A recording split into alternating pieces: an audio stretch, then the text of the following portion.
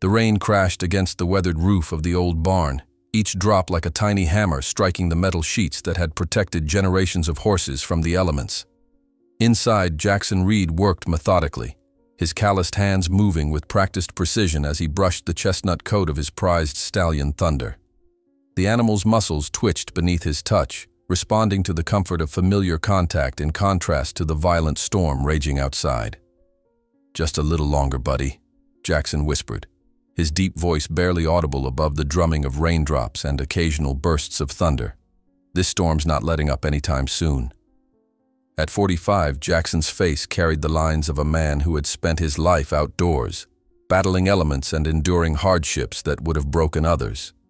His eyes, a piercing blue like a summer sky, maintained a youthfulness that belied the silver streaks in his dark hair. Those who knew him understood that Jackson Reed was more than just the best horse trainer in 3 counties.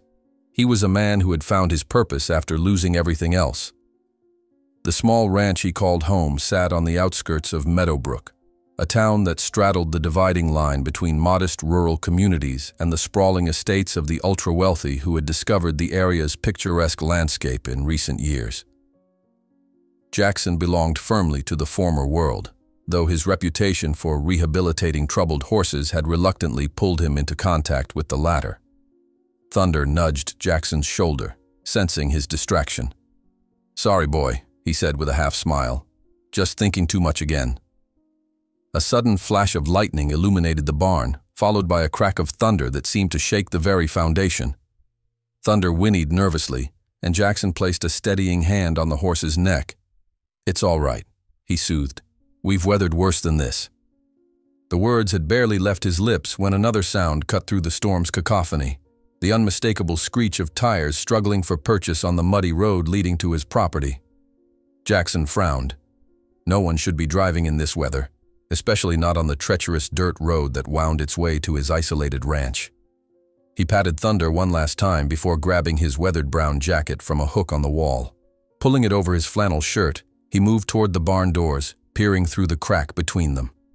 Through the curtain of rain, he could make out headlights, bright and expensive-looking, unlike the practical trucks and SUVs common to local farmers and ranchers. The vehicle, a sleek black Range Rover that probably cost more than Jackson's entire property, slid to a halt near the main house. For a moment, nothing happened. Then the driver's door opened, and a figure emerged, immediately assaulted by the relentless downpour.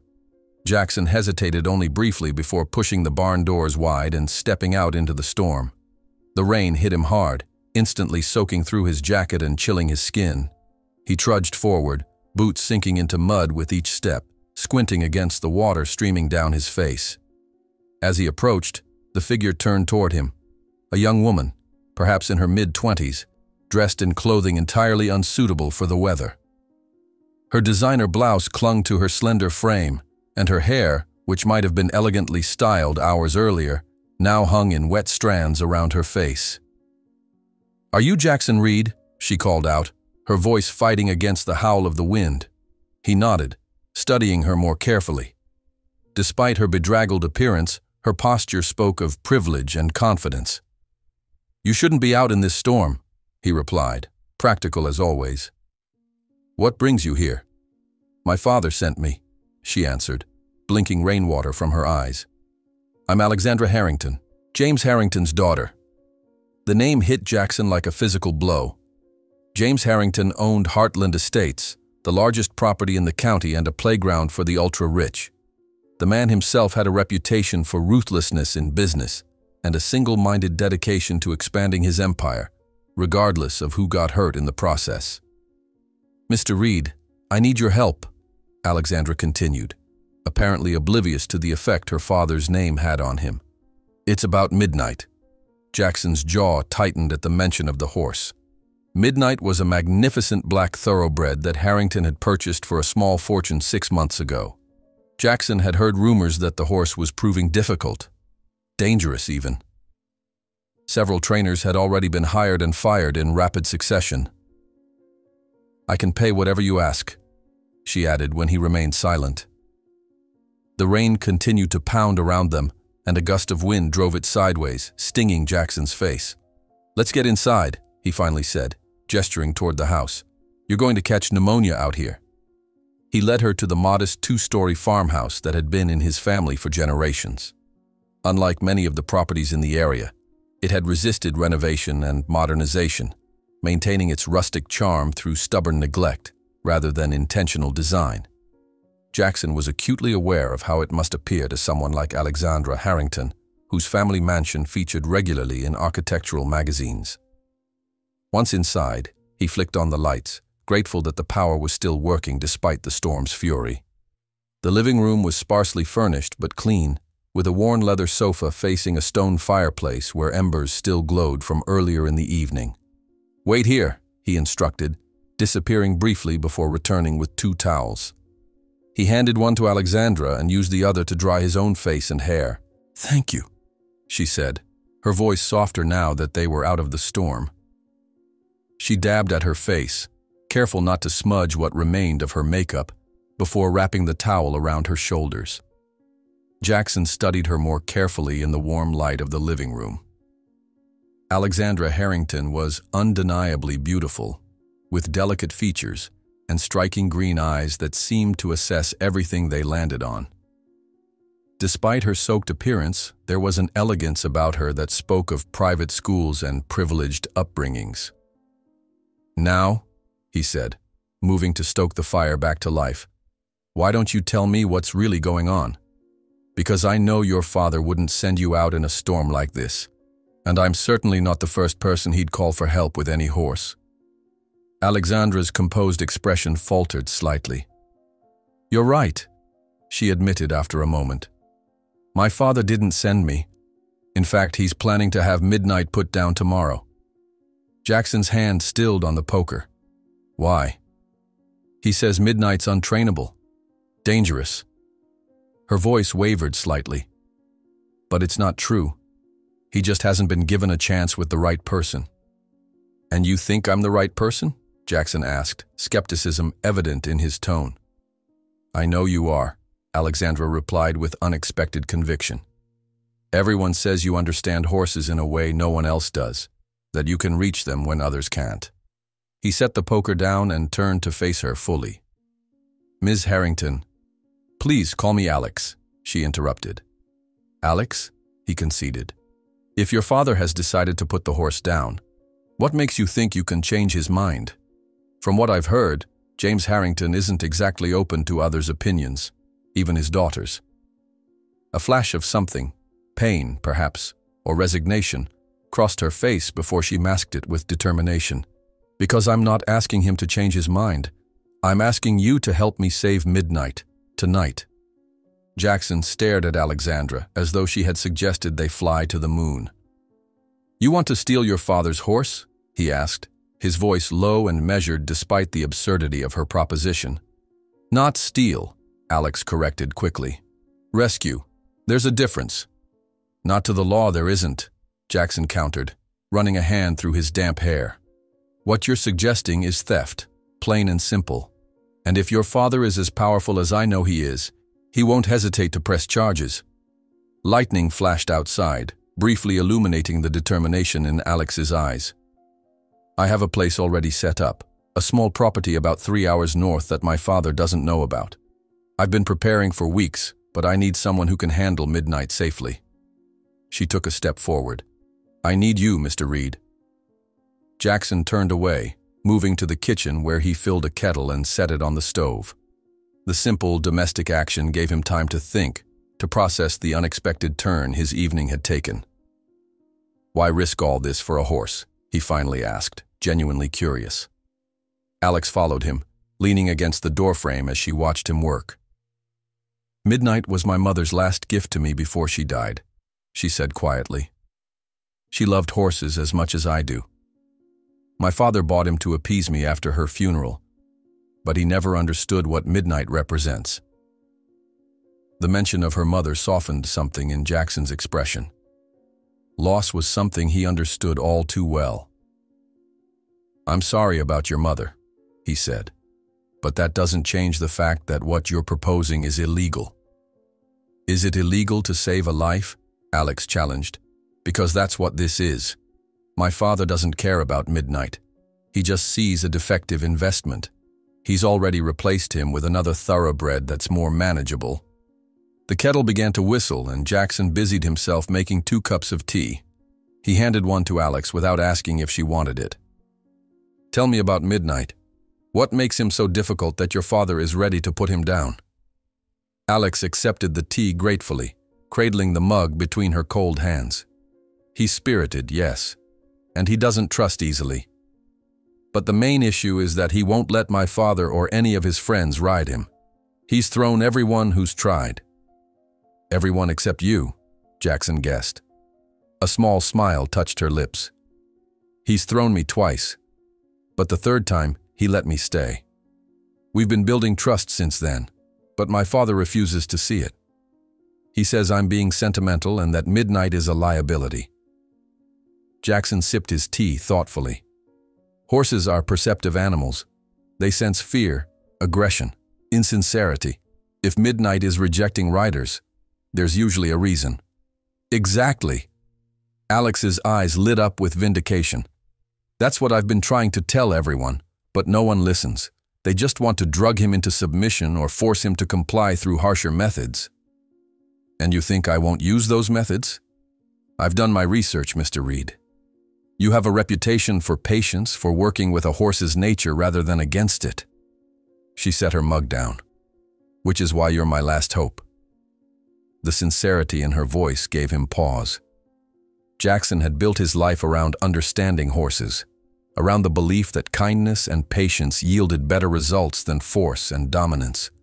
It was a philosophy that had put him at odds with many in the industry, but it had also earned him a loyal clientele among those who valued their horses as more than just assets or trophies. "Even if I were inclined to help," he said carefully, "there's the practical matter of how to transport a spirited, potentially dangerous horse in the middle of a storm." Alex's response was immediate, as though she had anticipated his objection. "I have a trailer attached to the Range Rover. It's equipped with all the necessary safety features and comfort for a long journey." "Of course you do," Jackson muttered, not entirely surprised by her thoroughness. He moved back to the living room, Alex following close behind. The rain had not let up. If anything, it seemed to have intensified. Through the window, Jackson could see the path to the barn was now little more than a river of mud. The sensible thing would be to wait out the storm, to send Alexandra Harrington home with a polite refusal. But something in her story resonated with him, stirring memories he'd long tried to suppress. "You said your mother loved horses," he said, still facing the window. "My wife did too." He felt rather than saw Alex's surprise at this personal revelation. "I didn't know you were married." "I'm not. Not anymore." Jackson turned to face her. "She died 6 years ago. Car accident on a night much like this one." "I'm so sorry," Alex said, and the genuine empathy in her voice caught him off guard. "Sarah understood horses the way you seem to," he continued. "She could see past their behaviors to the underlying emotions, the needs they couldn't express." He paused, the memories both painful and precious. "We had a horse named Liberty. Sarah rescued her from an abusive situation. Everyone said Liberty was too damaged, too dangerous to rehabilitate, but Sarah never gave up on her." "What happened to Liberty?" Alex asked softly. "She's out in the barn with Thunder," Jackson replied with a small smile. "She's 17 now, gentle as a lamb. Still startles at loud noises, but she's come a long way." The parallel wasn't lost on Alex. "So you understand why I can't let Midnight go without a fight?" Jackson nodded slowly. "I understand," he acknowledged. "But understanding doesn't mean I'm willing to risk everything I've built here. Your father has the resources to make my life very difficult if he catches us." "He won't," Alex insisted. "By the time he realizes Midnight is gone, we'll be long gone. And I'm willing to sign something, anything, absolving you of responsibility. I'll say I forced you to help me if it comes to that." Jackson almost laughed at the absurdity of her suggestion. "No offense, Ms. Harrington, but I doubt anyone would believe that you forced me to do anything." A crack of thunder, closer now, shook the house and made both of them jump. The lights flickered once, twice, and then went out, plunging the room into darkness, save for the soft glow from the fireplace. Perfect timing, Jackson muttered, moving to a cabinet where he kept emergency supplies. He pulled out a flashlight and flicked it on. Power outages are common out here during storms. It might be a while before it's restored. In the dim light, Alex's face was a study in shadows and determination. "We don't have a while, Mr. Reed. My father is returning from a business trip tomorrow morning. If midnight is still there when he arrives..." She let the sentence hang unfinished. Jackson swept the flashlight beam across the room, illuminating the rain-lashed windows, the simple furnishings, the life he had carefully rebuilt after losing everything that mattered. Then he turned the light toward Alexandra Harrington, this stranger who had burst into his ordered existence with desperation in her eyes and a reckless plan that could upend them both. He thought of Midnight, a horse he had never met but whose situation he could all too easily imagine. Misunderstood, labeled as problematic, facing death because humans couldn't or wouldn't make the effort to understand him. It was a story Jackson had seen play out too many times in his career. "I must be out of my mind," he finally said, shaking his head. "I'll help you with Midnight, but we do this my way. No risks, no shortcuts. If at any point I say it's too dangerous, we stop. Understood?" Relief broke across Alex's face like sunrise. "Understood," she agreed instantly. "Thank you, Mr. Reed. You won't regret this." As another flash of lightning illuminated the room, Jackson wasn't so sure he wouldn't regret it. But as he began gathering what they would need for their midnight rescue, he knew he couldn't live with himself if he turned her away. The journey to Heartland Estates was perilous in ways Jackson had anticipated, and some he hadn't. The storm showed no signs of abating. If anything, it seemed determined to test their resolve with each mile they covered. Alex insisted on driving, claiming familiarity with the roads even in these conditions.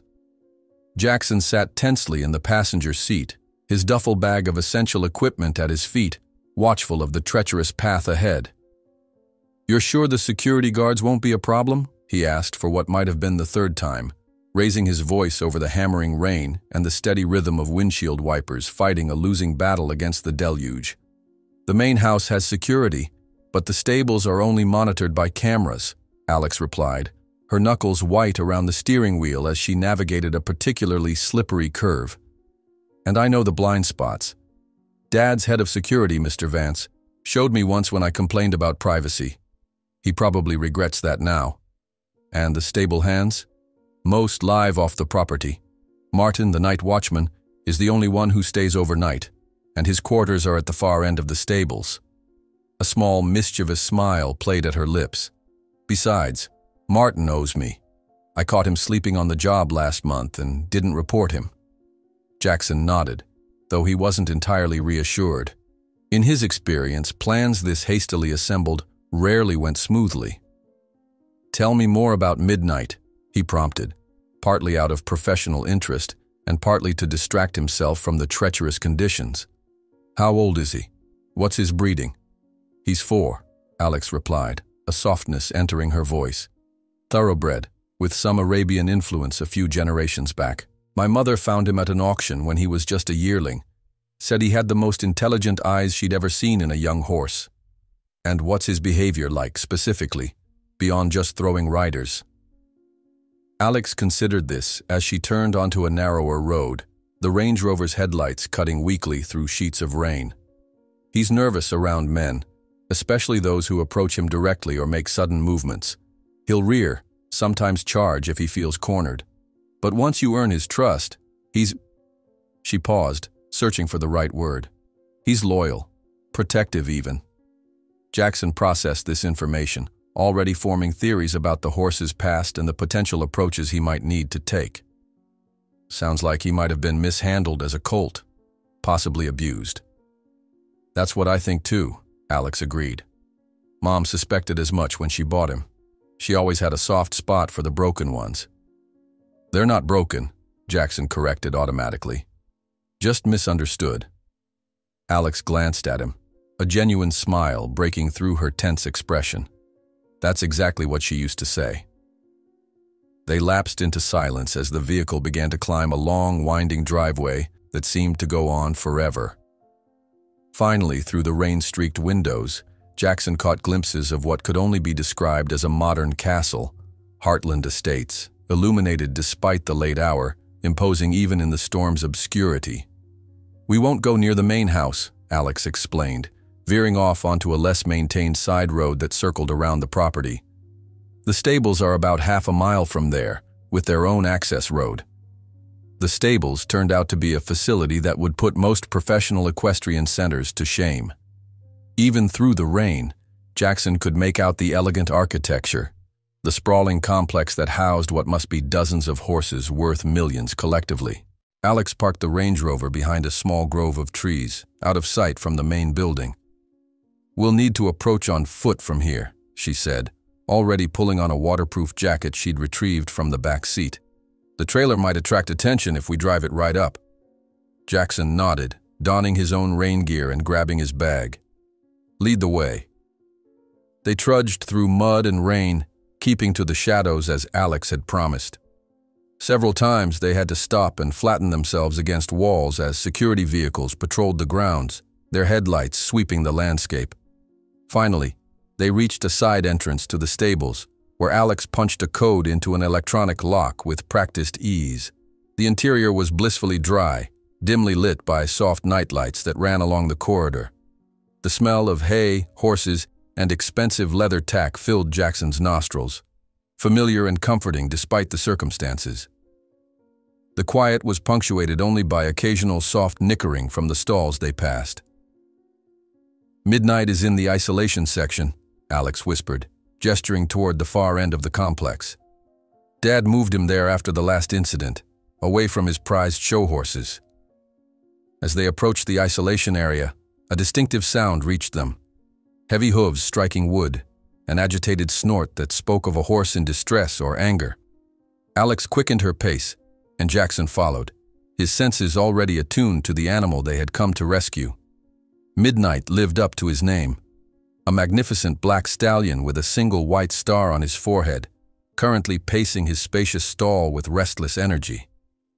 As they approached, his head shot up, ears pinned back in immediate hostility. "It's me, boy," Alex called softly, approaching the stall door with caution. "It's just me." The stallion's posture changed subtly at the sound of her voice.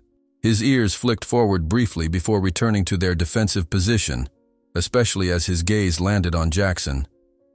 "He's beautiful," Jackson murmured, maintaining his distance to avoid agitating the horse further. And Midnight truly was exceptional. Powerful build, intelligent eyes, the kind of presence that commanded attention. "Let me go in first," Alex said, already unlatching the stall door. "Let him get used to seeing us together." "Careful," Jackson cautioned. "Even horses that know you can be unpredictable when stressed." Alex slipped into the stall with practiced ease, keeping her body language open and non-threatening. "Hey, handsome," she crooned, extending a hand palm up. Midnight snorted, tossing his head, but didn't retreat. After a tense moment, he stepped forward, nostrils flaring as he caught her scent. "That's it," she encouraged, reaching up to stroke his neck once he was close enough. "Good boy. We're going to get you out of here tonight." Jackson observed their interaction carefully, noting the way Midnight's body language changed around Alex. Still alert but less defensive, the trust between them evident despite the horse's general wariness. It was a promising sign. "I'm going to introduce you to someone," Alex continued, speaking to the horse in that soft, reassuring tone. "He's going to help us. You can trust him, I promise." She beckoned to Jackson, who approached slowly, keeping his movements deliberate and his gaze slightly averted, a non-confrontational posture that experienced handlers knew could make all the difference with a nervous horse. "Stay by the door," she advised. "Let him come to you when he's ready." Jackson followed her instructions, leaning casually against the stall entrance as though he had all the time in the world. He began speaking in a low, rhythmic murmur. Not the words, but the cadence mattered, establishing a pattern the horse could predict and eventually find comfort in. Midnight watched him with suspicious eyes, nostrils flared to catch his scent.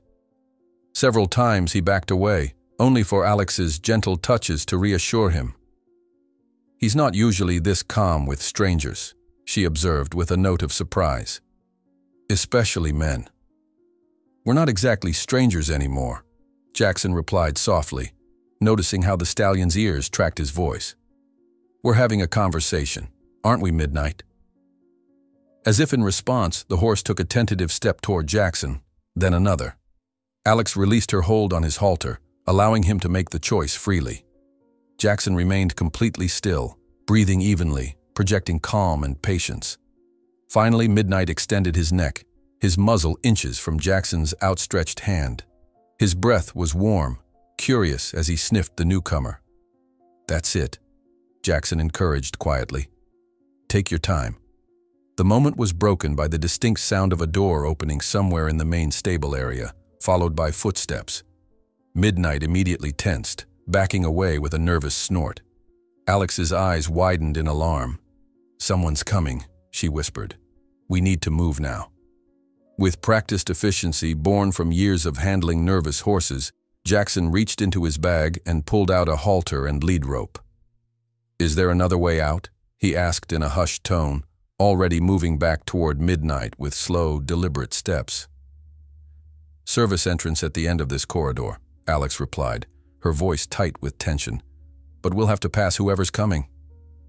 The footsteps grew louder, accompanied now by the jingling of keys and a man's voice humming tunelessly.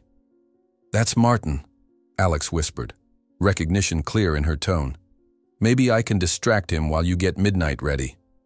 Before Jackson could protest, she slipped out of the stall and pulled the door mostly closed behind her, leaving him alone with the agitated stallion. Midnight pawed at the ground nervously, clearly disturbed by the tension in the air.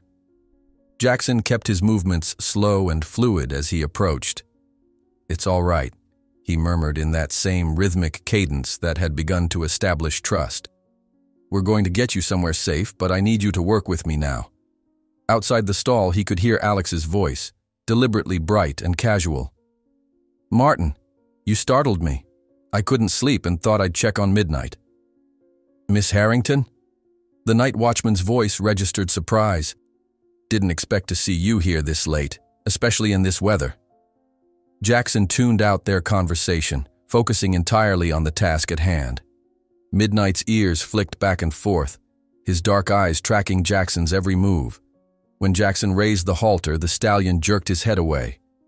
"I know," Jackson sympathized quietly. "You don't know me yet, but I'm asking for your trust right now, and I promise I'll earn it properly later." He extended his hand slowly, palm up, allowing Midnight to catch his scent again. The stallion's nostrils flared, but he didn't back away. Taking this as a positive sign, Jackson carefully reached up to stroke the horse's neck, establishing a rhythmic touch that seemed to soothe some of the animal's anxiety. Outside, he could hear Alex masterfully keeping Martin engaged, something about concerns over a leak in the roof above Midnight's stall that she'd noticed earlier. The watchman was responding with reassurances, his voice gradually moving away as Alex apparently led him toward another part of the stable to investigate. Jackson seized the opportunity. With deft movements born of decades of experience, he slipped the halter over Midnight's head and secured it before the horse could decide to resist. The stallion tossed his head once in protest but then settled, as though accepting this development with wary resignation. "Good boy," Jackson praised softly, giving the horse a reassuring pat. "Now let's get you out of here while your owner creates that diversion." Leading Midnight from the stall required patience. The stallion hesitated at the threshold, perhaps sensing the irregularity of a nighttime excursion. But Jackson's steady hand and calm demeanor eventually convinced the horse to follow him into the corridor. The service entrance Alex had mentioned was marked by a glowing exit sign at the far end of the stable block. Jackson moved toward it with measured steps, Midnight following with surprising docility considering his reputation. Perhaps the horse somehow understood the gravity of the situation, or perhaps he simply responded to Jackson's confident handling. Either way, they made steady progress toward escape. Just as they reached the exit door, Alex reappeared from a side corridor, slightly breathless. "Martin's checking the north wing now. We have maybe 5 minutes before he circles back." Her eyes widened as she took in the sight of Midnight following Jackson calmly. "How did you—" "Questions later," Jackson interrupted. "Let's move." "Which way to the trailer?" "Around the back," Alex replied, already pushing open the exit door. The rain hit them like a physical force, reducing visibility to mere feet. Jackson tightened his grip on the lead rope as Midnight balked at the downpour. "Come on," he encouraged, his voice firm but kind. "It's just water." With Alex leading the way, they skirted the edge of the stable complex, keeping to the shadows despite the limited risk of being seen in such conditions. Midnight followed reluctantly, occasionally tossing his head in protest but never fully resisting. Jackson maintained constant contact, a hand on the horse's neck whenever possible, providing reassurance through touch when visibility was too poor for visual cues. The Range Rover and trailer waited where they had left them, partially sheltered by the small grove of trees. Now came the most challenging part, loading a potentially difficult horse into a trailer during a storm. "He doesn't like trailers," Alex warned as they approached, practically shouting to be heard over the rain. "We might need to use the sedative I brought." Jackson shook his head. "Let me try first. Sedatives are a last resort, especially for transport in these conditions." He led Midnight to the back of the trailer, positioning the horse squarely before the ramp. As expected, the stallion planted his feet, refusing to move forward. Rather than pulling or forcing, Jackson simply waited, maintaining light contact on the lead rope. "What are you doing?" Alex asked anxiously, checking over her shoulder toward the stables. "We don't have time to wait him out." "We're not waiting," Jackson replied calmly. "We're communicating." He reached into his pocket and pulled out a small treat, a simple sugar cube, offering it to Midnight. The horse's ears perked forward with interest, and he stretched his neck to accept the offering. While Midnight was distracted, Jackson took a step up the ramp.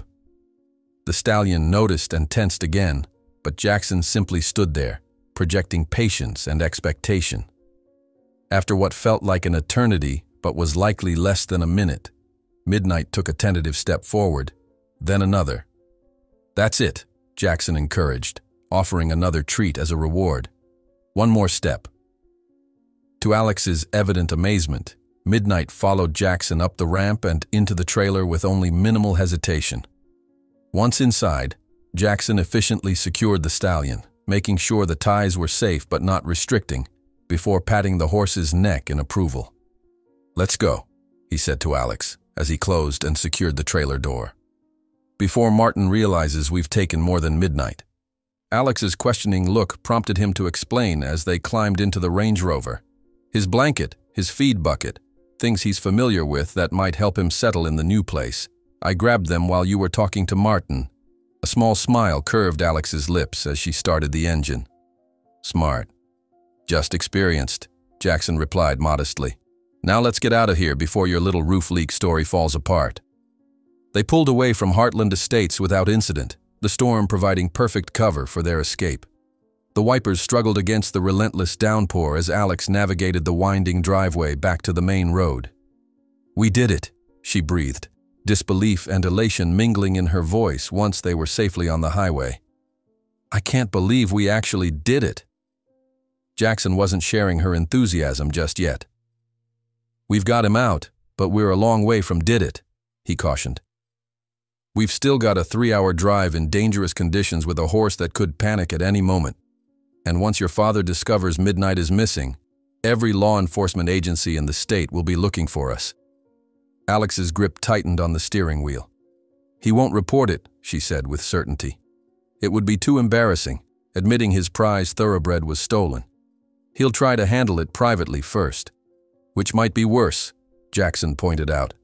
"Private investigators aren't constrained by the same rules as the police." A flash of lightning illuminated Alex's determined profile. "By the time he figures out what happened, we'll be long gone. The property up north is registered under a different name. He won't be able to trace it to me." Jackson wasn't convinced her plan was as foolproof as she believed, but arguing the point now would accomplish nothing. Instead, he turned his attention to monitoring Midnight through the small window that connected the vehicle's cabin to the trailer. The stallion was tense but standing steadily despite the motion of the trailer and the rattling of rain against its metal roof. "How's he doing?" Alex asked, eyes fixed on the treacherous road ahead. "Better than expected," Jackson admitted. "But we should still stop every hour or so to check on him." They drove in silence for several miles, the rhythmic sweep of the wipers and the drumming of rain creating a hypnotic background. Jackson found himself studying Alexandra Harrington's profile in the dim light of the dashboard. What drove a young woman of her privilege to risk everything for a horse? The story about her mother explained part of it, but he sensed there was more, something deeper that connected her to Midnight. The storm showed no signs of abating as they pressed northward. If anything, the weather seemed to intensify the farther they traveled from Heartland Estates, as though nature itself conspired to test their resolve. Twice they were forced to detour around flooded roads, adding precious minutes to their journey. Jackson kept a watchful eye on Midnight through the small connecting window, relieved that the stallion was maintaining his composure despite the turbulent conditions. "There's a rest area about 2 miles ahead," Alex said, breaking the silence that had settled between them. "We should stop and check on him." Jackson nodded, grateful for her thoughtfulness. "Good idea. He's doing well, but horses aren't designed to maintain balance in a moving trailer for hours on end. A short break will help." The rest area appeared like an island in the deluge, a simple concrete structure with overhanging roof that offered modest shelter from the elements. Alex pulled the vehicle into the empty lot and shut off the engine. "I'll check on him," Jackson said, already reaching for his rain jacket. "You should stay dry." "He's my horse," Alex countered, pulling up her hood. "Besides, I think he'd be calmer seeing both of us." Together they braved the downpour, quickly making their way to the back of the trailer. Jackson unlatched the door carefully, mindful that the noise and sudden movement might startle Midnight. The stallion greeted them with an anxious whiny, his dark coat shimmering with a fine sheen of sweat despite the cool temperature. Jackson's experienced eye noted the signs of stress, slightly elevated breathing, the tension in the powerful muscles, but nothing that indicated imminent panic or distress. He released Midnight from the safety ties, giving the horse a bit more freedom to shift position and stretch his neck. "He's doing remarkably well," Jackson observed, running a hand along the stallion's flank to check for any concerning heat or trembling. Most horses with his background would be climbing the walls by now. Alex's face softened with pride as she stroked Midnight's nose. "He's always been braver than people give him credit for." "Smart, too," Jackson added. "He understands we're helping him, even if he doesn't know why or how." While Jackson checked the stallion's legs for any swelling or signs of distress from the journey, Alex produced a small bucket from a storage compartment and filled it with water from a container she'd packed. "Here you go, boy," she murmured, holding it up for Midnight. The horse drank gratefully, further evidence that his stress levels were manageable. As they tended to Midnight, Jackson found himself increasingly impressed by Alexandra Harrington. Despite her obvious wealth and privilege, she moved with the confident efficiency of someone accustomed to caring for horses herself, rather than leaving the work to stable hands. She knew exactly what Midnight needed and how to provide it, her movements betraying years of practical experience. "You've done this before," he observed. "The Midnight Rescue, I mean." A smile ghosted across her face. "Not quite this dramatic. But my mother and I used to rescue horses from slaughter auctions occasionally.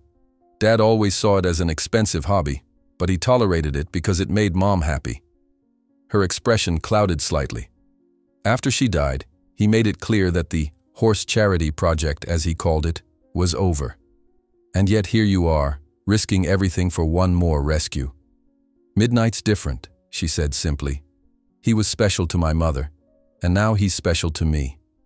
They worked in companionable silence for a few more minutes, giving Midnight a brief respite from the confines of the trailer. Jackson offered the horse another sugar cube, which was accepted with surprising gentleness from those velvet lips. "We should get moving again," Jackson said finally, reluctant but practical. "We've still got a long way to go, and I don't like the look of those clouds." They secured Midnight once more, making sure he was as comfortable as possible for the next leg of their journey. As they returned to the Range Rover, a sudden gust of wind drove the rain sideways, soaking them despite their protective gear. "This is some storm," Alex remarked as they climbed back into the relative warmth of the vehicle's cabin. "I don't remember the forecast being this severe." "Weather's unpredictable in these parts," Jackson replied, wiping rain from his face, "especially this time of year." He glanced at his watch. "It's almost 3 in the morning. Your father won't discover Midnight is missing for at least a few more hours, right?" "The stable hands start at 6, Alex confirmed, starting the engine. "But they might not immediately notice he's gone. They'd have to specifically check the isolation area, which isn't part of the regular morning routine." "That buys us some time," Jackson nodded. "Still, we should try to make better progress." As they pulled back onto the highway, the Range Rover's headlights caught on something in the road ahead, a massive tree branch that had fallen across their lane. Alex swerved instinctively, narrowly avoiding a collision. "Careful," Jackson cautioned, his hand bracing against the dashboard. "Quick movements like that can unbalance the trailer." "Sorry," Alex replied, her voice tight with tension. "I didn't see it until we were almost on top of it." "No harm done," Jackson assured her, checking through the window to confirm that Midnight had maintained his footing. "But maybe I should drive for a while. You've been at the wheel for hours now." To his surprise, Alex didn't argue. She pulled over at the next opportunity, a wide shoulder on a relatively straight stretch of road. They quickly exchanged places, both getting soaked again in the process. Once behind the wheel, Jackson took a moment to adjust the seat and mirrors before carefully merging back onto the highway. The weight and balance of towing a horse trailer in these conditions required all his concentration. "You should try to rest," he told Alex. "I'll wake you if anything changes." She nodded, clearly exhausted now that the initial adrenaline of their escape had worn off. She leaned her head against the window, but her eyes remained open, watching the dark landscape rush by. "Can I ask you something?" she said after a while, her voice quiet. "Sure. Why did you agree to help me? You didn't have to. You could have said no, sent me away. You had every reason to." Jackson considered the question carefully, his eyes never leaving the rain-slicked road. "I've spent my life around horses," he finally said. "I've seen too many good ones destroyed because humans couldn't understand them, or wouldn't make the effort to. When you told me about Midnight, about what your father planned to do," he shook his head. "Some things just aren't right, no matter who's making the decision. But you risked everything, your reputation, your business, potentially even your freedom. Some principles are worth the risk." He glanced at her briefly. "Besides, I think I recognize something in you. The same thing Sarah had. That determination to do right by an animal regardless of the cost."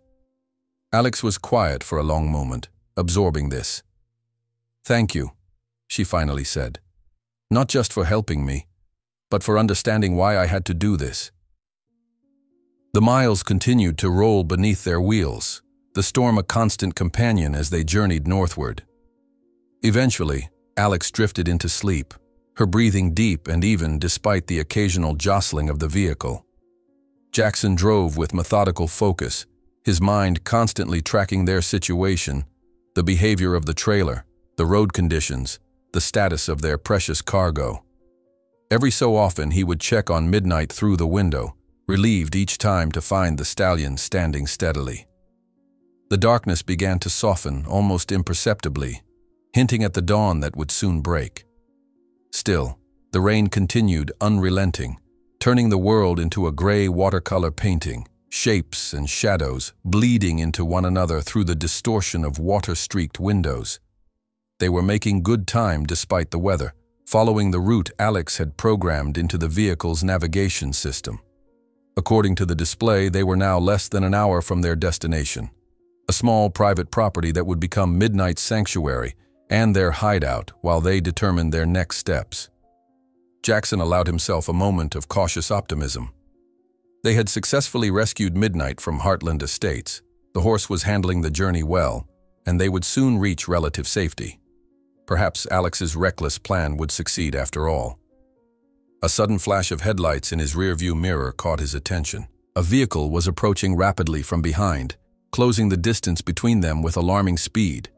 In these conditions, and at this hour, the behavior was unusual enough to trigger Jackson's concern. The approaching headlights grew brighter in the rearview mirror, twin beams cutting through the rain with predatory intensity. Jackson tightened his grip on the steering wheel, his mind racing through possibilities. It could be an impatient driver, someone unaccustomed to the cautious pace required when towing a horse trailer in these conditions. Or it could be something more concerning. Private security sent by James Harrington, perhaps, already on their trail. "Alex," he said quietly, reluctant to disturb her rest but needing her awareness. "Alex, wake up." She stirred, blinking away sleep as she straightened in her seat. "What is it? Are we there?" "Someone's coming up behind us. Fast." He kept his voice calm to avoid alarming her unnecessarily. "Probably nothing, but keep an eye on them." Alex turned in her seat, squinting through the rear window. The approaching vehicle was close enough now that the glare of its headlights illuminated the interior of the Range Rover, casting harsh shadows across their faces. "I can't make out what kind of car it is," she said, tension creeping into her voice. "It's too bright." The vehicle pulled into the passing lane but didn't immediately overtake them. Instead, it matched their speed, drawing alongside just far enough back that Jackson couldn't see the driver through the side mirror. "This doesn't feel right," he muttered, his instinct for danger honed by years of living in rural isolation. "They're pacing us." As if responding to his assessment, the vehicle suddenly accelerated, pulling fully alongside the Range Rover. Through the rain-streaked window, Jackson caught a glimpse of a black SUV with tinted windows, its make and model frustratingly difficult to identify in these conditions. "Do you recognize it?" he asked Alex, who was leaning forward to get a better look. She shook her head, her expression tight with anxiety. "I can't tell. My father has several vehicles like that for his security team, but so do plenty of other people." The SUV maintained its position beside them for several long, tense seconds, long enough that Jackson was certain this was no ordinary passing maneuver. Then, without warning, it surged forward, cutting in front of them with barely enough clearance for safety. Jackson braked smoothly, knowing that any abrupt movement could unsettle Midnight in the trailer. "Hold on," he cautioned Alex, who was bracing herself against the dashboard. The SUV slowed immediately once it was in front of them, forcing Jackson to reduce their speed further. "They're trying to box us in," he realized aloud. "See if you can spot anyone behind us." Alex twisted in her seat again. "There's another car back there," she confirmed, her voice strained. "It's staying further back, but it's definitely following." Jackson quickly assessed their options. The highway stretched before them, bordered on both sides by dense forest with no immediate exits or turnoffs visible. They were effectively trapped between the two vehicles, unless he took more drastic action. "Get your phone," he instructed. "Be ready to call 911 if this escalates." Alex reached for her handbag, rummaging for her phone. "If it's my father's security, calling the police will only complicate things," she argued. "They'd report the horse as stolen property." "I'm more concerned about our immediate safety," Jackson replied grimly. "Those aren't standard driving tactics for a legitimate pursuit." As if to validate his concern, the SUV ahead slowed even further, the distance between the vehicles shrinking despite Jackson's cautious braking. A gut-wrenching crunch and jolt confirmed his worst fears. The vehicle behind had closed the gap and made contact with the trailer. "They hit us," Alex gasped, fear evident in her voice. Midnight's distressed whine carried from the trailer, the impact undoubtedly frightening the already stressed horse. Jackson's jaw tightened as anger mingled with his growing concern. Endangering a horse's life crossed a line he couldn't tolerate. "We need to get off this road," he decided, scanning ahead for any possible escape route. The heavy rain limited visibility, but he thought he detected a small service road or firebreak cutting through the forest about half a mile ahead. "Hold tight. This might get rough." Without signaling, no need to telegraph his intentions to their pursuers, Jackson maintained their current speed until they were nearly upon the turnoff. Then, with a swift but controlled movement, he steered toward the narrow side road, forcing their way past the SUV with mere inches to spare. The Range Rover's superior handling and all-wheel drive proved their worth as they navigated the sudden turn. The trailer fishtailed slightly, but Jackson compensated skillfully, keeping both vehicle and precious cargo upright and moving forward. "They're following," Alex reported, watching through the rear window as one of the pursuing vehicles made the turn behind them. The other had been caught off guard and overshot the turnoff, its brake lights flaring red through the rain as it attempted to turn around further up the highway. The service road was little more than a rutted dirt track, now transformed into a muddy obstacle course by the relentless rain. Jackson drove with intense concentration, balancing the need for speed with the absolute necessity of keeping the trailer stable. "Check on Midnight," he instructed Alex, who immediately peered through the small window into the trailer. "He's agitated," she reported, worry evident in her voice. "Shifting a lot, tossing his head, but still standing." Jackson nodded grimly. "He's a fighter. But we need to find somewhere to stop and calm him down, preferably somewhere defensible." "There's an old hunting cabin about 5 miles down this road," Alex said, studying the navigation system. "My father's company owns the land, but the cabin itself is rarely used. I spent a weekend there once when I was younger." "Will they know about it?" Jackson asked, referring to their pursuers. "Maybe if it's my father's security team. But it's not marked on any public maps, and the turnoff is easy to miss even in good conditions." It was a risk, but they had few alternatives. Jackson pressed on, guiding the Range Rover and trailer through increasingly challenging terrain. The vehicle's headlights caught on low-hanging branches, fallen logs, and water-filled potholes, each an obstacle to be navigated with precision to avoid jostling their precious cargo any more than necessary. The pursuing SUV remained stubbornly on their tail, though the difficult conditions had forced it to maintain a greater distance. Its headlights bobbed and weaved behind them, occasionally disappearing as the winding road created natural barriers between the vehicles, only to reappear moments later. "There!" Alex suddenly pointed to a nearly invisible gap in the dense foliage to their right. "That's the turn." Jackson slowed just enough to make the sharp turn safely, the trailer swinging wide before settling back into line behind them. The new path was even narrower, little more than a game trail cutting through the woods. Low branches scraped against the roof of the Range Rover, and several times Jackson had to navigate around fallen trees that partially blocked their way. "I don't think they saw us turn," Alex said hopefully, twisting in her seat to look back. The headlights that had been following them continued straight on the main service road, growing dimmer as distance and foliage obscured them. "Don't celebrate yet," Jackson cautioned, still focused on the treacherous path ahead. "They'll realize their mistake soon enough." After what felt like an eternity of careful navigation, the woods suddenly opened into a small clearing. In the center stood a rustic log cabin, modest in size but sturdy in construction. Behind it, partially hidden by trees, was a small stable or shed large enough to house perhaps 2 horses. "Perfect," Jackson breathed, genuine relief in his voice for the first time since they'd noticed their pursuers. He drove directly to the stable, positioning the trailer for the easiest possible unloading. "Is there a key for the cabin?" "Under the 3rd plank on the porch," Alex replied, already reaching for her door handle. "I'll unlock it while you check on Midnight." "Wait." Jackson caught her arm gently. "We don't know for certain that we've lost them. Stay close."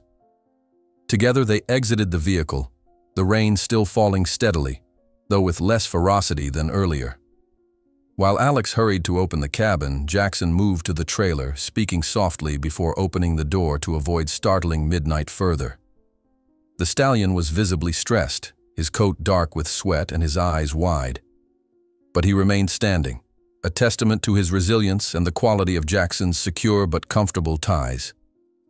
Jackson untied Midnight and led him carefully down the trailer ramp, murmuring reassurances to the agitated stallion. Despite his stress, the horse followed with surprising willingness, his trust in Jackson having grown throughout their harrowing journey. The small stable behind the cabin was basic but sound. 2 stalls with half doors, A storage area with some weathered tack hanging on pegs, and most importantly, a roof that didn't leak.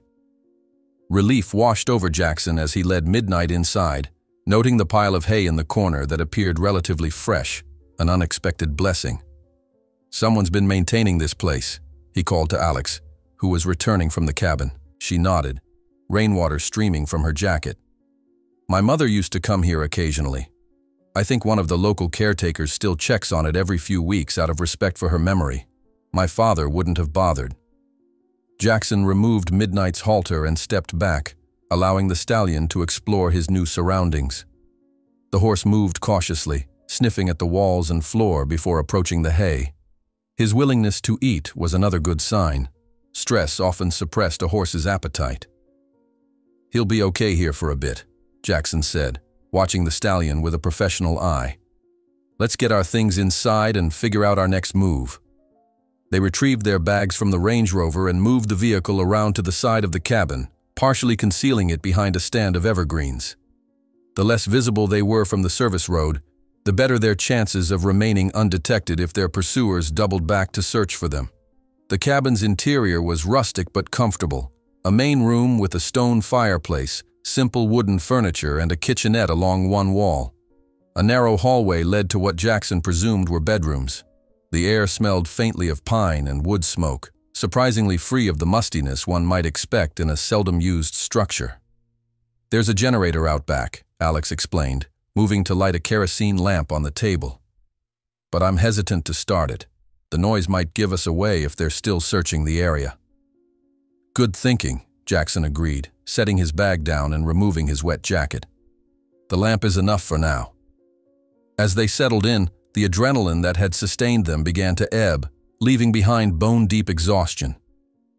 Alex sank onto a rustic sofa, her shoulders slumped, while Jackson remained standing, his instinct for vigilance still fully engaged.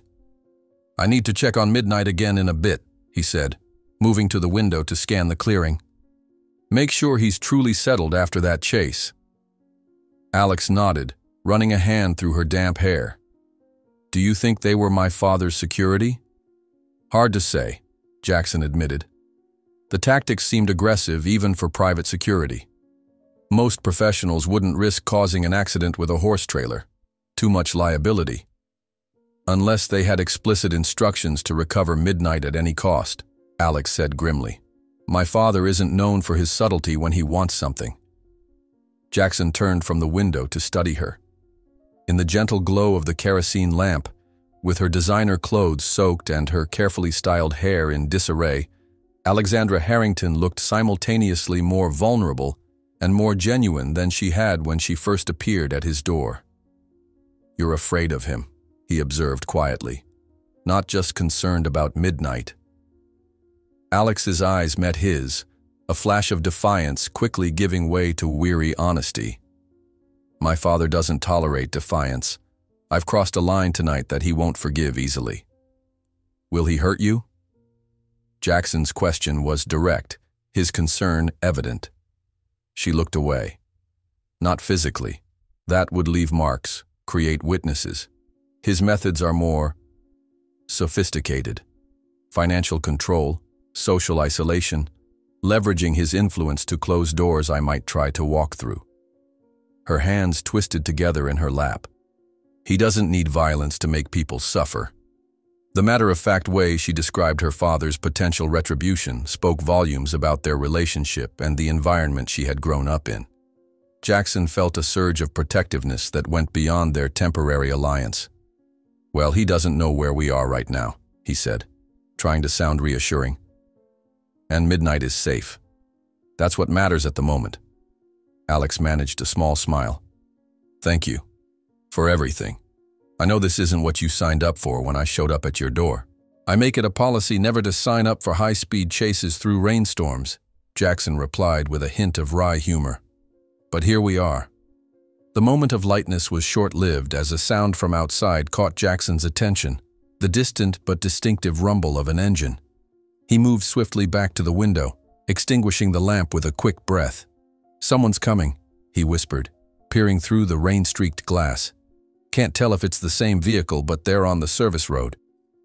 Alex joined him at the window, her body tense with renewed alarm. Together they watched as headlights appeared briefly between the trees before disappearing again, the vehicle continuing past the hidden turnoff to the cabin. "They missed the turn," Alex breathed, relief evident in her voice. "For now," Jackson cautioned. "But they're definitely searching the area. We should prepare for the possibility that they'll find us eventually."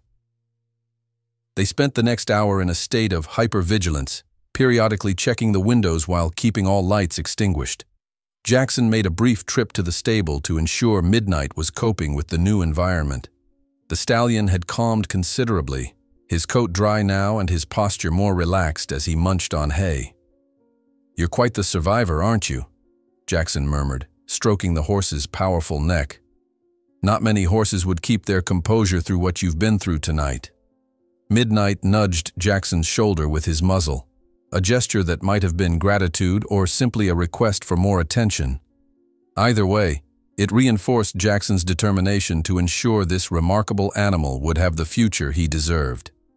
When he returned to the cabin, he found Alex had fallen asleep on the sofa, exhaustion finally claiming her despite her efforts to remain alert. Jackson covered her with a blanket he found in a chest by the fireplace, then settled into a chair with a clear view of both the window and the door.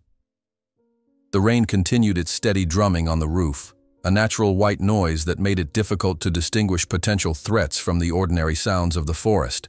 Still, Jackson remained watchful, his mind working through their situation methodically. They were temporarily safe, but their position was precarious. Even if they had lost their immediate pursuers, James Harrington had the resources to mount a thorough search. The Range Rover and trailer were distinctive, and there were only so many places they could have gone in this remote area. Their only real advantage was that Harrington likely wouldn't involve the authorities, just as Alex had predicted. The embarrassment of admitting his prized horse had been stolen, by his own daughter no less, would be too great. That meant they were dealing with private security or hired muscle, not the coordinated resources of law enforcement. As dawn approached, the rain finally began to slacken. Through the window, Jackson could see the first hints of gray light filtering through the clouds and trees. The clearing around the cabin emerged from darkness, the muddy ground, the dripping foliage, and the stable where Midnight now rested. A soft sound drew his attention back to Alex, who was stirring on the sofa. She sat up, momentarily disoriented before her eyes found Jackson, and recognition dawned. "What time is it?" she asked, her voice husky with sleep. "Just after 6, he replied. "It stopped raining about half an hour ago." Alex pushed aside the blanket and stood, stretching muscles stiff from their uncomfortable rest. "Any sign of our friends from last night?" Jackson shook his head. "Nothing since that one pass on the service road, but that doesn't mean they've given up." "No," she agreed, moving to join him at the window. "It doesn't." They stood side by side, watching as the forest gradually revealed itself in the growing light. The silence between them was comfortable now, the kind that develops when people have faced danger together and emerged on the other side. "I should check on Midnight," Alex said after a while. "And maybe we can risk starting the generator. I could use a hot cup of coffee." Jackson nodded. "I'll come with you to the stable. Then we can assess our next steps." The morning air carried a crisp freshness after the storm, the scent of wet earth and pine needles enveloping them as they made their way to the stable. Puddles reflected the brightening sky, and drops of water still fell from the trees, creating a gentle percussion that had replaced the night's downpour. Midnight greeted them with a soft nickering, his ears pricked forward in recognition. The stallion looked remarkably composed considering the ordeal he had endured. The midnight escape, the harrowing trailer ride, the pursuit. Jackson approached him with professional scrutiny, checking his legs, his breathing, his overall demeanor. "He's doing well," Jackson observed, genuine admiration in his voice. "No heat in his legs, respiration normal.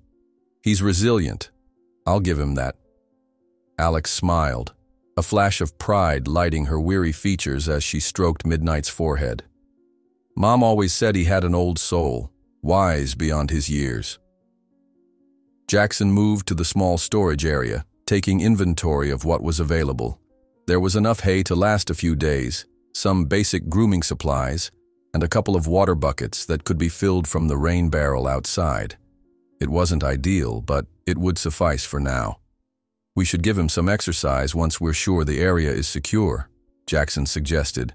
Nothing strenuous, just enough to work out any stiffness from the trailer ride. Alex nodded. There's a small paddock behind the stable. It's not much, but it's enclosed and relatively private. They left Midnight contentedly munching his hay and returned to the cabin. Alex located the generator housed in a small shed attached to the back wall and, after a moment's hesitation, started it. The mechanical hum seemed impossibly loud after hours of silence, but they'd seen no further signs of their pursuers. Inside, the cabin came to life as Alex switched on the lights and located the coffee maker in the kitchenette. The simple appliance gurgled pleasantly, the aroma of brewing coffee soon filling the small space. Jackson took the opportunity to explore the cabin more thoroughly, checking windows, doors, potential escape routes, a habit formed from years of self-reliance. 2 bedrooms, he reported upon returning to the main room, both with windows large enough to climb through if necessary. The back door leads directly to the woods. If we need to leave in a hurry and can't use the Range Rover, that's our best bet. Alex handed him a steaming mug. Always planning for the worst? I prefer to think of it as being prepared, he replied, accepting the coffee gratefully. But yes, in this situation we need to consider every possibility. The hot drink and relative security of their hideout created a moment of calm that allowed them to reflect on their situation more objectively. They sat at the small wooden table, maps and Alex's phone between them. My father will have noticed Midnight is missing by now, Alex said, checking the time. Even if the stable hands didn't report it immediately, the morning exercise routine would have revealed his absence. Jackson nodded. And if those were his people chasing us last night, he already knows you're involved. The question is, what's his next move? Alex's fingers drummed nervously on the table. Best case scenario, he writes off both Midnight and me as lost causes. Worst case, he mobilizes every resource at his disposal to find you both, Jackson finished. I think we have to assume the latter. There's something else to consider, Alex said, her expression troubled. The property is registered to a shell company that can't be directly linked to me, but if his investigators are thorough enough, they might eventually make the connection. Jackson took a thoughtful sip of his coffee. How much time do you think we have before that happens? A few days, maybe a week. She glanced toward the window. We should be safe here for now, but we can't stay indefinitely. Then we use this time to formulate a long-term plan, Jackson decided, and to continue working with Midnight. If we're going to relocate him again, we need him to be as calm and trusting as possible. They spent the morning in necessary domestic tasks, unpacking their limited supplies, securing the perimeter of the cabin as best they could, taking turns watching for any sign of pursuit while the other rested. The simplicity of these actions created a strange sense of normalcy, as though they were merely friends on a rustic weekend getaway, rather than fugitives hiding from a powerful man's wrath. Around midday, Jackson suggested they take Midnight to the small paddock Alex had mentioned. The enclosure was roughly circular, perhaps 40 feet in diameter, surrounded by a sturdy wooden fence. The ground was soft from the rain, but not muddy, ideal for a horse that had been confined for many hours. Jackson led Midnight into the paddock and removed the halter, stepping back to give the stallion freedom to move. At first, Midnight simply stood still, head high, nostrils flaring as he assessed his new surroundings. Then, with a sudden burst of energy, he trotted the perimeter, testing his legs, shaking out the stiffness of the journey. He moves beautifully, Jackson observed, leaning against the fence next to Alex. Balanced, powerful. I can see why your mother was drawn to him. She always had an eye for exceptional horses, Alex replied, a bittersweet smile touching her lips. But she also believed in giving second chances to the ones others had given up on. She would have loved to see him like this, free, unjudged. Midnight completed several circuits of the paddock, occasionally breaking into a canter that showcased his impressive athleticism. Eventually, he slowed, approaching the fence where Jackson and Alex stood. He stretched his neck over the top rail, nuzzling Alex's shoulder with surprising gentleness. "He's saying thank you," Jackson said softly. "He knows what you risked for him." Alex's eyes glistened with unshed tears as she stroked Midnight's muzzle. It was worth it. Every bit of it. They allowed the stallion nearly an hour of freedom in the paddock before leading him back to the stable. By then, clouds had begun to gather again on the horizon, suggesting more rain might be on its way. They worked together to freshen Midnight's stall, fill his water bucket, and ensure he had enough hay to keep him content. "You're a natural with him," Alex commented as they walked back to the cabin. "He's known you less than a day, but he trusts you completely. That's rare for him, especially with men." Jackson shrugged modestly. "Horses respond to consistency and respect. Most of the difficult ones I've worked with were just responding to humans who didn't understand or respect their nature." "Is that what happened with Liberty?" Alex asked, referencing the rescue horse he had mentioned earlier. "The one your wife saved?" Jackson's pace slowed slightly, memories surfacing. Liberty had been used in rodeo events until she was injured. Her owner saw her as an investment that had failed, so he neglected her, eventually abandoned her. By the time Sarah found her, she was half-starved and terrified of humans, especially men. He paused, his gaze distant. Sarah spent hours just sitting in Liberty's stall, not approaching, just being present. It took weeks before the horse would even take food from her hand. "But she succeeded," Alex prompted gently when Jackson fell silent. "She did," he confirmed, a ghost of a smile touching his lips. Sarah had that gift, patience beyond measure. She understood that healing happens on the animal's timeline, not ours. His expression sobered.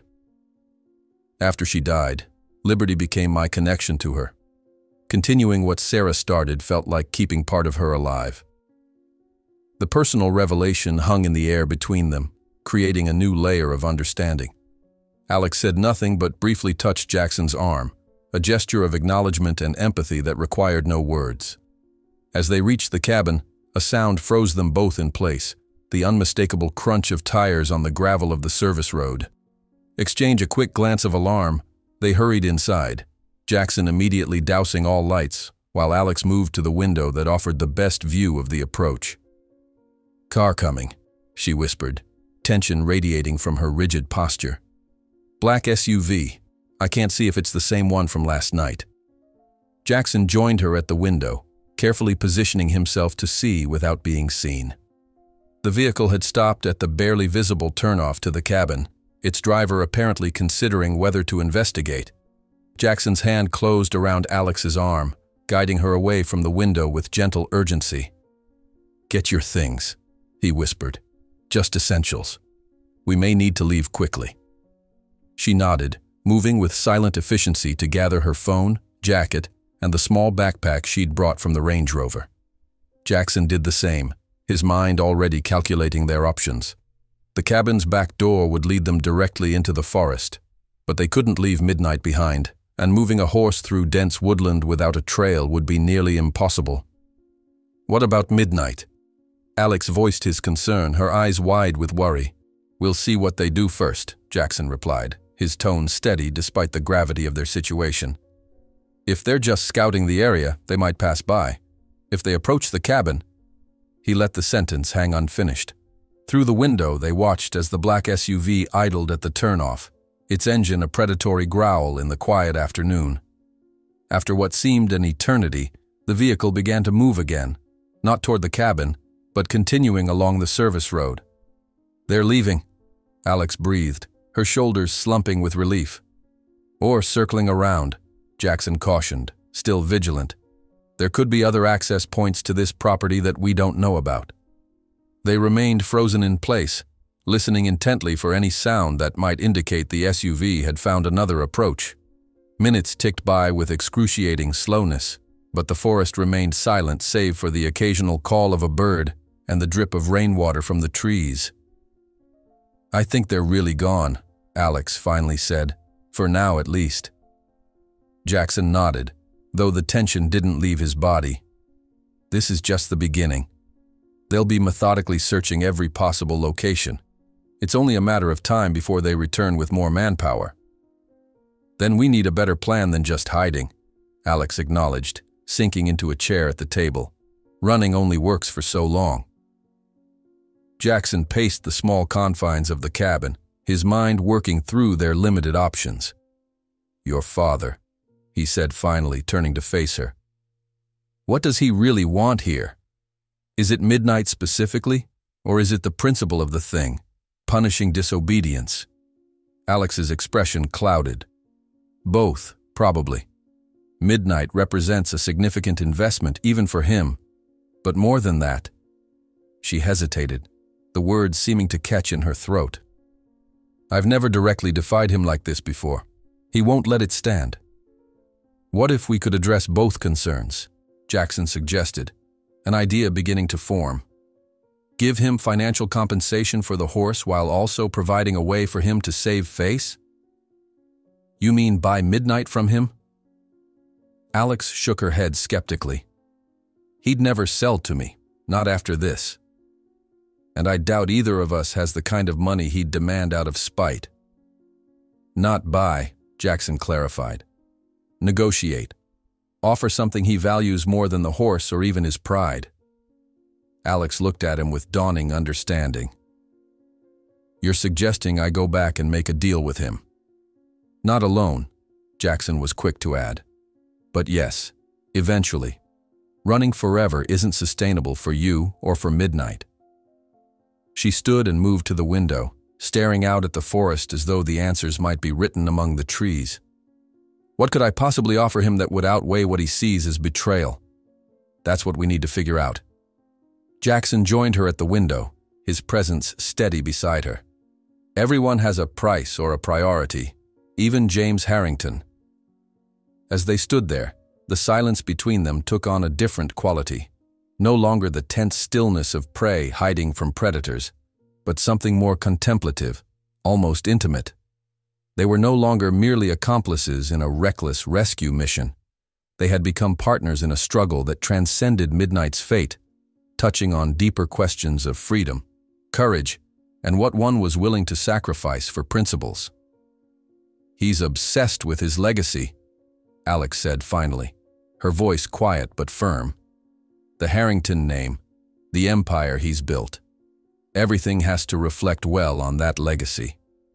"That's something we can work with," Jackson nodded. "Scandal and public embarrassment would be powerful deterrents for a man like that." "Are you suggesting blackmail?" Alex turned to him, surprise evident in her expression. Jackson shook his head. "Not blackmail, leverage. A reminder that pursuing this vendetta could cost him more in reputation than simply letting it go would cost in pride." The faint rumble of thunder in the distance punctuated their conversation, a reminder that nature, at least, carried on regardless of human conflicts. Alex moved away from the window, her steps purposeful as she retrieved her phone. "I need to know exactly what's happening," she explained, powering on the device. "If I can get a signal, I might be able to contact someone who can tell us what my father is doing, how wide a net he's cast." Jackson watched as she frowned at the screen, moving around the cabin in search of reception. "Anything?" "One bar, barely," she replied, typing rapidly. "I'm texting my friend Melissa. She works in my father's office but has always been loyal to me. If anyone knows what's happening, she will." While Alex attempted to establish contact with her inside source, Jackson returned to the window, scanning their surroundings with the practiced eye of someone accustomed to spotting trouble before it arrived. The forest remained peaceful, the only movement coming from branches swaying in the strengthening wind as the next weather system approached. "She's replied," Alex announced after several minutes, relief and concern mingling in her voice. "My father has privately hired a security firm to locate Midnight. He's telling people I've gone to visit a friend in Europe, so he's keeping my involvement quiet for now. That buys us some time," Jackson observed. "Does she know how extensive the search is?" Alex continued reading, her expression growing more troubled. 4 teams, focusing on properties within a 3-hour radius of Heartland Estates. They're being discreet, posing as land surveyors or utility workers to avoid attracting attention. She looked up, meeting Jackson's gaze. They've already searched 2 other locations owned by shell companies linked to my personal accounts. So they are connecting the dots, Jackson concluded grimly. How many such properties do you own? 3, she admitted. This is the last one. Once they eliminate the others. The implication hung heavily between them. Their sanctuary was temporary at best, their reprieve measured in hours or days, not weeks as they'd hoped. We need to move, Jackson decided. Not immediately, but soon. Is there anywhere else we could take Midnight? Somewhere not connected to you financially? Alex paced the small room, frustration evident in her movements. All my friends are connected to the same social circles as my father. Anyone who helped me would risk his retaliation. Jackson hesitated, weighing the risks of what he was about to propose. What about my ranch? It's the last place they'd expect, since they've already seen me helping you. They'd assume we'd stay far away from either of our known locations. That would put you at even greater risk, Alex countered, concern softening her features. You've already done so much. I have more experience handling trouble than you might think, Jackson replied with a hint of a smile. And I know every inch of my land, every hiding place, every escape route. If they did come looking, I'd see them long before they saw us. Thunder rolled again, closer now, as the promised storm approached. The parallel wasn't lost on either of them, nature's fury building just as human threats converged around them. Yet in this moment of shared danger, Jackson realized he felt more alive, more purposeful than he had in years. The solitary existence he'd built after Sarah's death had been safe but hollow, missing the vital element of connection that gave life its deepest meaning. Are you sure? Alex asked, studying his face with an intensity that suggested she was looking for more than just confirmation of his offer. I'm sure, he replied, holding her gaze steadily. We'll leave at nightfall, take a different route back. With any luck, they'll still be searching this area while we're getting Midnight settled at the ranch. Alex's shoulders straightened, the earlier defeat in her posture replaced by renewed determination. Then we have a few hours to prepare, she said with a decisive nod. Let's make them count.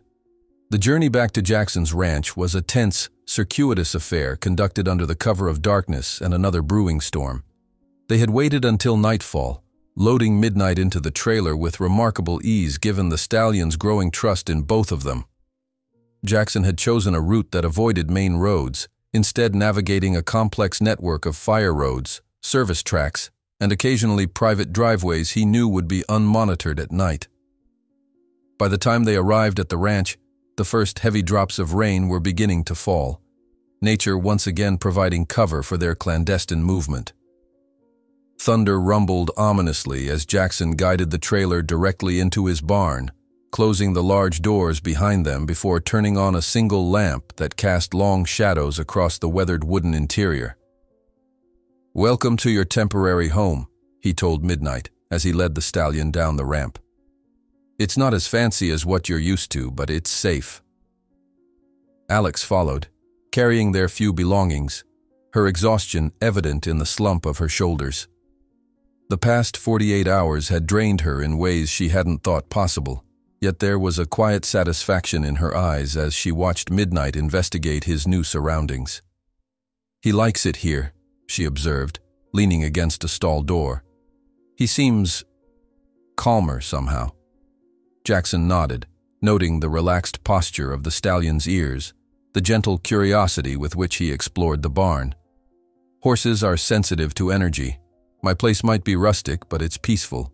No conflicting agendas, no power struggles. They settled Midnight in the stall next to Liberty, Jackson's rescue mare, who regarded the newcomer with gentle interest. After ensuring both horses were comfortable, they made their way through the rain to the main house, the storm now in full force around them. Inside, the farmhouse welcomed them with its simple warmth. Jackson built a fire in the stone fireplace while Alex made coffee. the domestic routine established between them with surprising naturalness. For a fleeting moment it felt almost like ordinary life, two people sharing space and purpose at the end of a long day. "We should be safe here for a while," Jackson said as they settled on the sofa, steaming mugs in hand. "But eventually we'll need to confront your father directly. Running forever isn't a solution." Alex stared into the flames, her profile illuminated by their dancing light.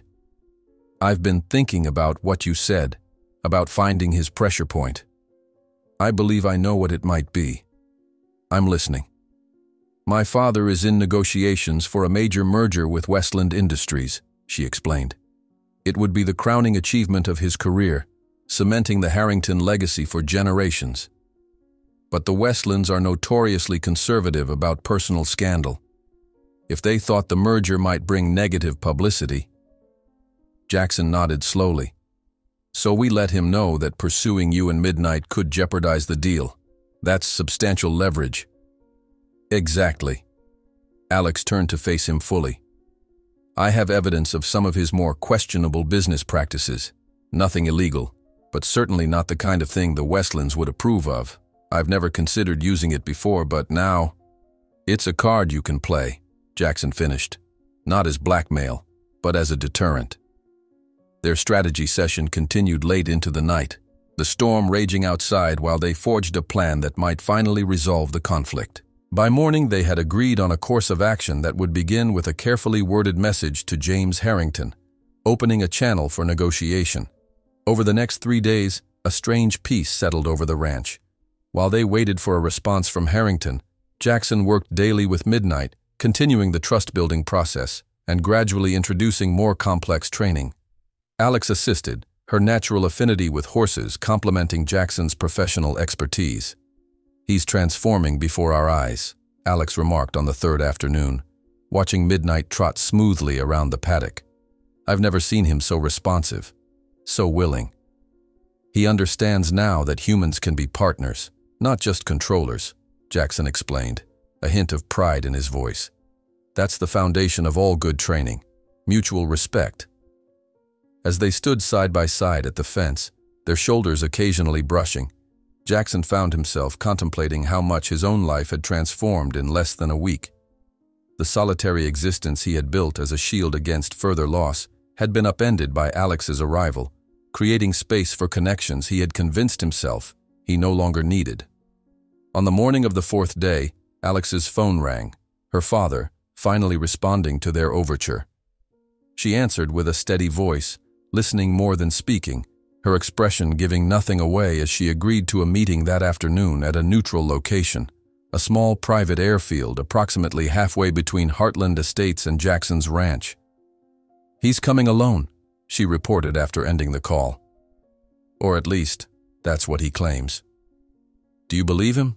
Jackson asked, already mentally preparing for various scenarios. Alex considered this. "Strangely, yes. He values efficiency, and he knows I won't show if he brings security. But that doesn't mean he won't have people nearby." Their arrival at the airfield preceded Harrington's by 15 minutes, giving them time to assess the location. The small private facility consisted of a single runway, a modest hangar, and a terminal building that housed offices and a comfortable waiting area. They had deliberately left Midnight at the ranch, bringing instead a portfolio of documentation that represented their leverage. James Harrington arrived precisely on time, his sleek private helicopter touching down with practiced precision. As he emerged from the aircraft, Jackson got his first look at the man who had cast such a long shadow over their recent days. Tall, impeccably dressed in a tailored suit despite the casual setting, with silver hair and features that had passed some of their aristocratic quality to his daughter, Harrington moved with the confidence of someone accustomed to the world bending to his will. His eyes found Alex immediately. A flash of something. Disappointment? Anger? Concern? Crossing his face before his expression settled into practiced neutrality. Then his gaze shifted to Jackson, assessing, calculating. "Alexandra," he greeted, his voice cultured but cold as he approached. "And Mr. Reed, I presume." the horse trainer who decided to become a horse thief. Dad, Alex stepped forward, her posture straight as a blade. We're here to negotiate, not exchange accusations. The three moved into the small terminal building, selecting a seating area far from the few staff members on duty. The conversation that followed was tense but controlled, each party laying out their positions with the precision of experienced negotiators. Midnight was to be euthanized, Alex stated firmly. An animal worth close to $500,000, discarded because he wouldn't submit to riders who treated him with cruelty and impatience. That was a business decision, Harrington countered. The horse proved unmanageable, dangerous. The liability alone. Except he's not unmanageable, Jackson interrupted, meeting the older man's irritated glance without flinching. In the few days we've had him, he's shown remarkable progress. He's intelligent, responsive, and has the potential to be exceptional with the right handling. Harrington's eyes narrowed. If this is a ploy to extract money. It's not about money, Alex interjected, sliding a folder across the table. It's about doing what's right for Midnight and finding a solution that works for everyone involved. Harrington opened the folder, his expression unchanging as he reviewed its contents. Documents, photographs, email printouts that hinted at business practices that might raise eyebrows among the conservative Westland family.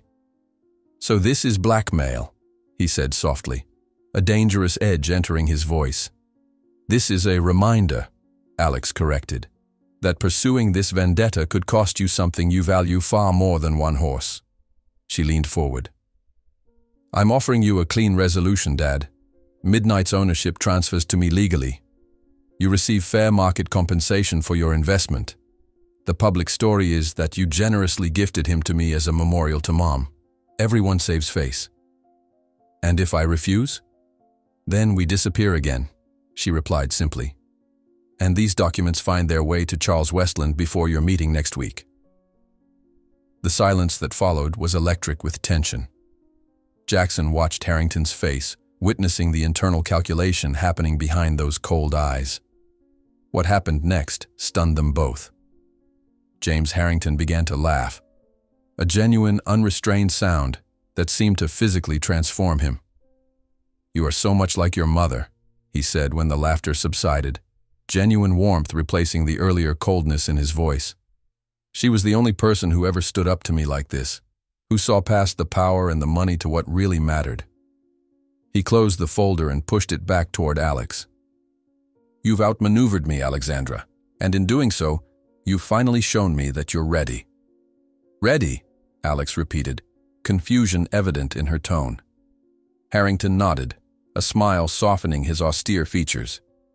Ready to take your place at Harrington Enterprises, not as my subordinate, but as my partner and eventual successor, something I've hoped for since you were a child, but feared you lacked the resolve to claim.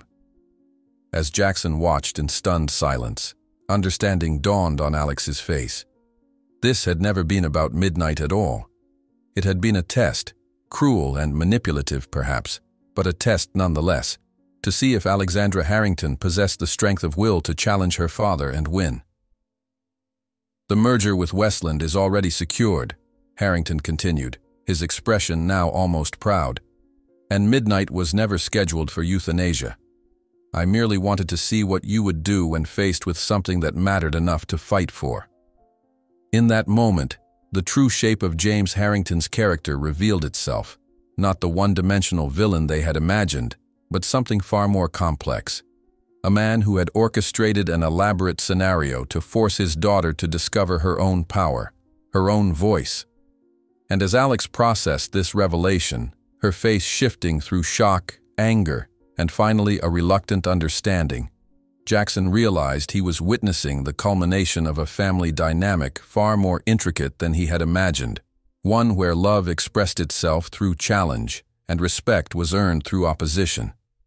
The storm had cleared, leaving behind a landscape transformed, not just for Midnight, who had found his freedom, but for Alex, who had found her strength, and for Jackson, who had found, against all expectations, a reason to open his heart once more to the possibilities of connection.